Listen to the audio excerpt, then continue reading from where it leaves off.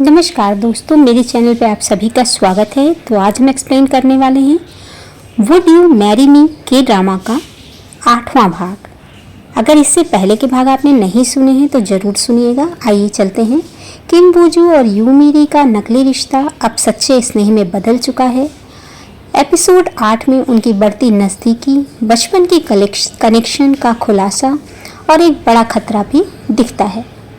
जानते हैं एपिसोड 8 में क्या क्या दिखाते हैं। मीरी और वूजू अब एक दूसरे के लिए अपनी भावनाओं को स्वीकार कर चुके हैं और उनकी प्यारी और रोमांटिक केमिस्ट्री पर फोकस किया गया है।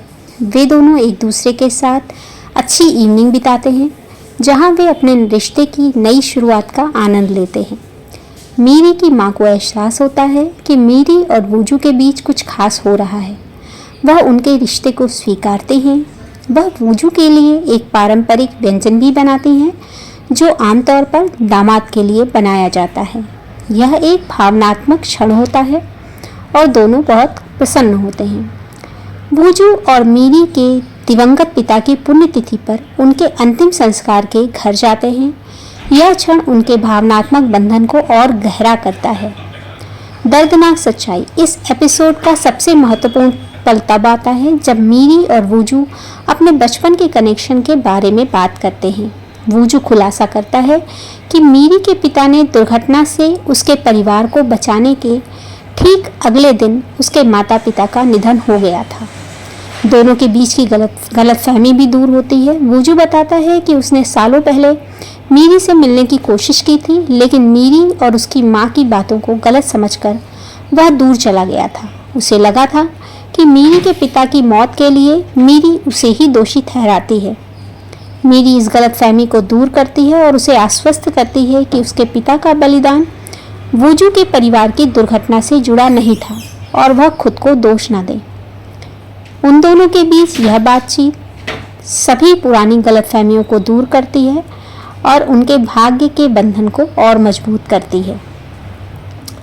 अब जानते हैं जिन क्यों के विषय में क्या दिखाया गया इस एपिसोड में। जिन क्यों जो कि मीरी को कठोर सलाह देने के बाद, जो कि वूजू की दोस्त है जिन क्यों, उसने उसे कठोर सलाह दी थी तो उसे अपनी हरकतों पर बहुत पछतावा होता है और एहसास होता है कि वूजू का प्यार उसके लिए कभी नहीं था। वह अपने दोस्त संग ह्यून के सामने रोती है जो उसे दौड़ने के लिए आमंत्रित करता है ताकि वह अपने मन का दर्द कम कर सके।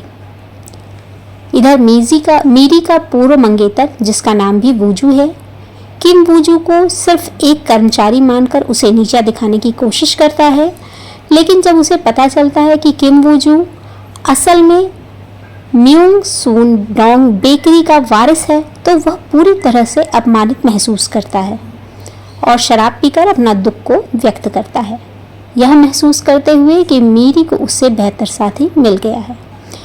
ड्रामा का एक्सप्लेनेशन आपको कैसा लग रहा है? अगर पसंद आ रहा है तो चैनल को लाइक, शेयर और सब्सक्राइब ज़रूर कर दें और इससे पहले के एपिसोड अगर आपने नहीं सुने हैं तो चैनल पर ज़रूर विजिट करें। इधर वूजू की दादी की टीम जो है, टीम लंच पर मीरी से ईमानदारी के बारे में बुद्धिमानी भरी बातें करती हैं, जिससे मीरी को नकली शादी के लिए वूजू को शामिल करने का गिल्ट होने लगता है। नकली शादी का प्रमाण पत्र। जब मीरी वूजू के फ़ोन कॉल का इंतज़ार कर रही होती है तो उसके दरवाजे पर उसका पूर्व मंगेतर यानी एक्स फियांसी आ जाता है। अब क्या होता है? पूर्व मंगेतर के हाथ में शादी का प्रमाण पत्र है जो मीरी और वूजू के नकली विवाह के पूरे राज को सबके सामने लाने की धमकी देता है। एपिसोड इसी बड़े खतरे पर समाप्त होता है। आगे होगा क्या, जहां मीरी का सारा राज खुलने ही वाला है। तो कैसा लग रहा है इस एपिसोड का एक्सप्लेनेशन आपको? पूरे एपिसोड का एक छोटा सा निष्कर्ष जानते हैं। एपिसोड 8 ने रोमांटिक नज़दीकी को बढ़ाया और मीरी तथा वूजू के बचपन के भावनात्मक घावों को दूर किया, लेकिन अंत में नकली शादी का राज अब खतरे में है, जो आगे के एपिसोड में एक बड़ा ड्रामा प्रस्तुत करेगा। आगे क्या होगा? अगले एपिसोड में शायद मीरी के पूर्व मंगेतर की धमकी का क्या असर होगा? क्या मीरी और वूजू का सच सबके सामने आ जाएगा? और क्या वूजू के जो चाचा हैं उन्हें इसका पता चलेगा? आखिर होगा क्या? ये सब जानने के लिए वीडियो को सुनते रहिए और अगले ड्रामा का के एक्सप्लेनेशन का इंतज़ार कीजिए। अगर आप एपिसोड 9 की कहानी जानना चाहते हैं तो कमेंट बॉक्स में ज़रूर एपिसोड नंबर 9 लिखिए और इसे पूरा सुनने के लिए आप सभी का बहुत बहुत धन्यवाद।